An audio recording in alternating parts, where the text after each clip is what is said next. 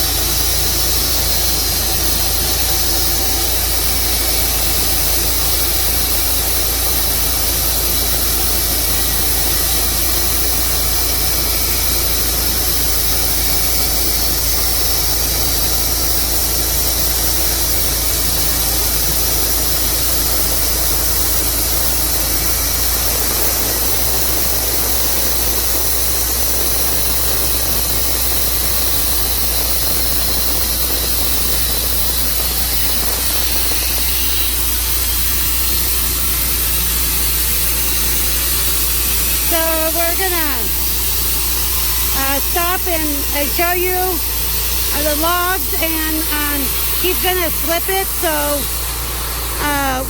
we'll show you what we got so far, and then we're gonna postpone it and flip the log, and then we'll be back to cutting. So let's at least show you what we got so far.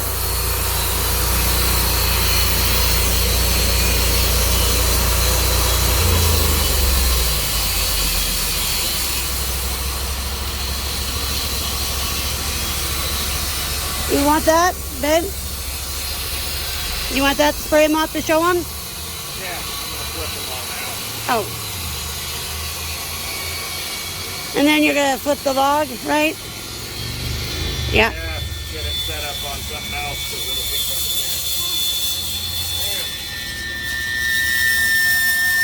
What? Well, that ringed.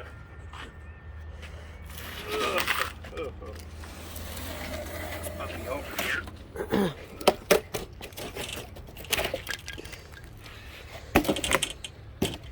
Take a look at what it looks like. Like, this is going to be kind of interesting, maybe. Yeah. And you said this is an oak? I mean, Black walnut. a black walnut, sorry. Yep. And how long has it been down for? This tree's been down over a year. Huh. Showing a little promise. Yep. They're kind of hoping with these chunks here.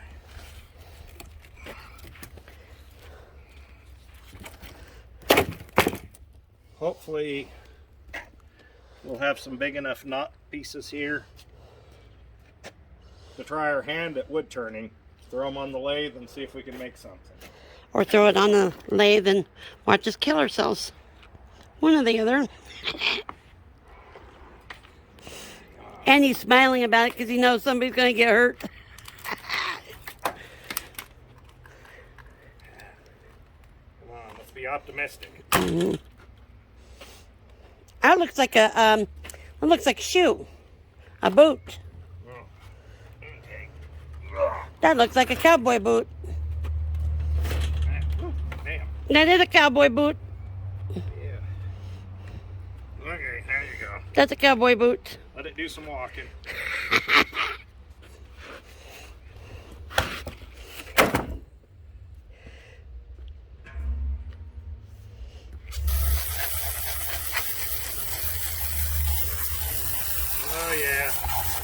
good compression there. Wow. Can you get a little bit of the bubbles off that? Yeah. So I can show it to him a little bit better? Oh, the hose is hot. There we go. I hope you guys can see it because it's really pretty. See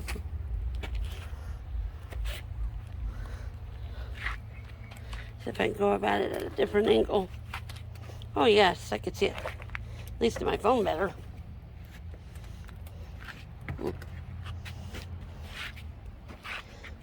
Wow.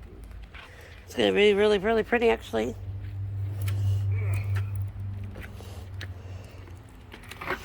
Okay, I'm going to say something that just will probably drive a lot of people crazy, but black walnut's not my favorite, but this is really kind of cool.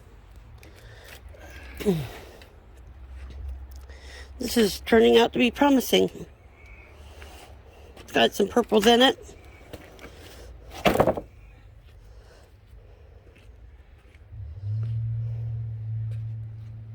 Did you flip that one? Yeah. Huh. Dirt in it that I cut. Chopping the mud in half. Green, some green in it. And Yeah, the green should oxidize out as it gets in the air and darkens up. it's actually really pretty. It's even got some purple in it. Yeah.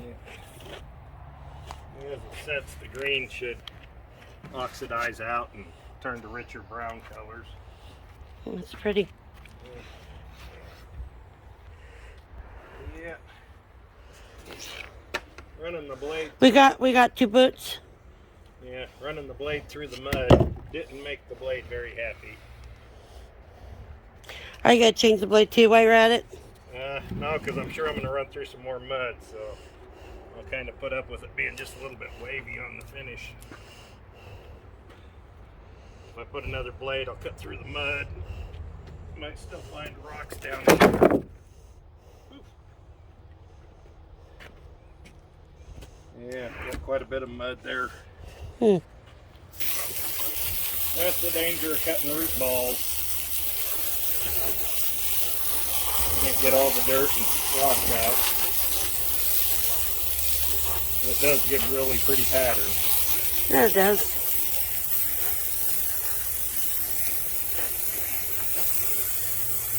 Yeah, starting to get a little bit of feathering up there. Oh yeah, it's really pretty. That's a really pretty feathering right there. God, this color is just gorgeous in this. The green. And you say that will go away? Yeah, the green should oxidize out. Oh, I like the green. Right. Is that like sagging right there? No, that's because the blade dipped a little. Oh, I was just going to say, it looked like that. That's because I cut Oh, look through at that this. mud right there again. Oh, that's real pretty. Kind of killed the blade. Yeah, it's got a pretty good dip there to it. It does. That's why I said you need a new blade. Yeah, the problem is I still got all that mud down in there. Yeah, but...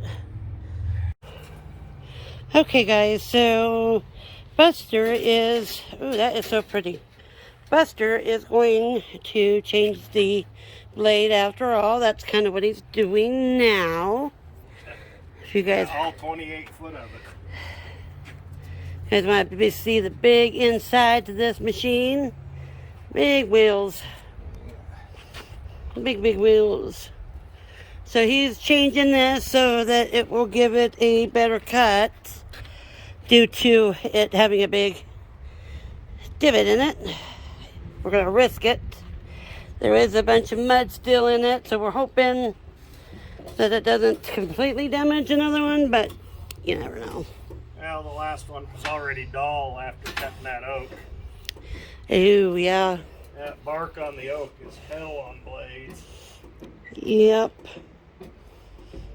So hopefully this takes care of it, but this is really some really pretty wood, so we'll see. Might kind of change my mind on and not being my favorite kind of wood. So what are you pumping up right there? Tensioning the blade. Oh, It runs a hydraulic ram to tension the blade. oh.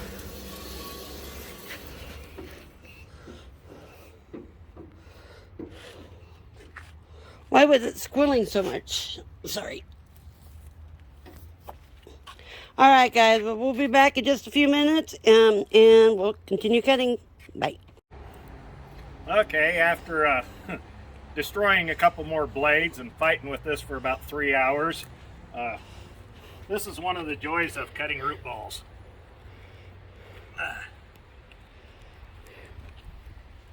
Cutting rocks in half. Oh, lovely. Which makes really nice wavy wood. And big spike in the tree, that doesn't help either. Let's wet it down, we'll see what we got. So we were going to show you some more cutting on this, but we knew that this was going to end up being a big job, so we didn't think you guys wanted to sit and wait and watch for 3 hours, so we tried to do a little bit so that you guys could see what this would look like.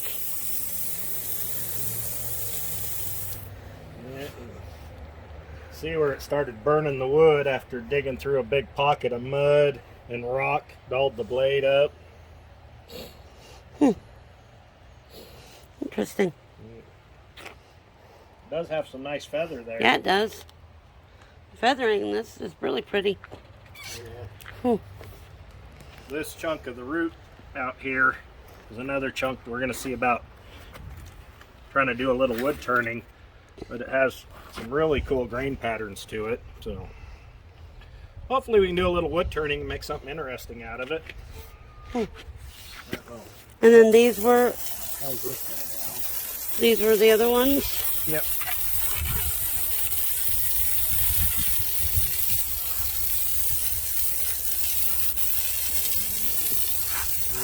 This is the one with the big whoop-de-doo from a rock. That definitely raised hell with the blade. Yeah, it's kind of, you gotta kind of weigh your options on, is it even worth trying to do these root balls if it's going to destroy that many blades, and it's actually not helping the wood, you know, with all the wavies. It can still be flattened, but if you don't cut the root ball, yeah, you don't get this. Some of the pretty stuff, but is that worth 2 blades and it not being the straightest?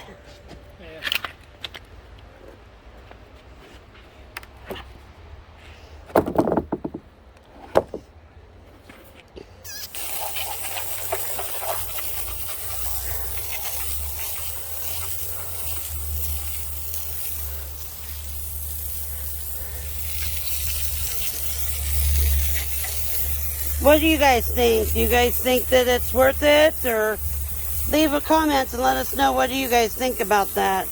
Is it worth cutting and going through that many blades? And But look at the pattern in this slab. like I said, you guys make comments to tell us, what do you guys think? Do you guys think it's worth that and the time that it took over 3 hours to cut these pieces? Or you think cutting the root ball off would be a better option? Let us know in your comments, you guys, because we're learning still, but man, that's a pretty piece right there. Yeah, you cut it up higher, you lose this compression figure, you lose this wild grain down here, and Well, like I said, comment and let us know what you guys think, because we are still just learning on this stuff, and we will consider anybody's comments, so let us know. My husband seems to think it's worth it, but let us know what you guys think. It's a pretty looking wood, though.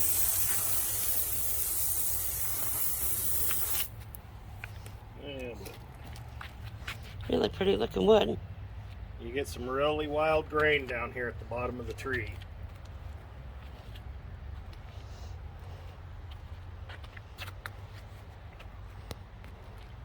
Well, that's some really pretty wood.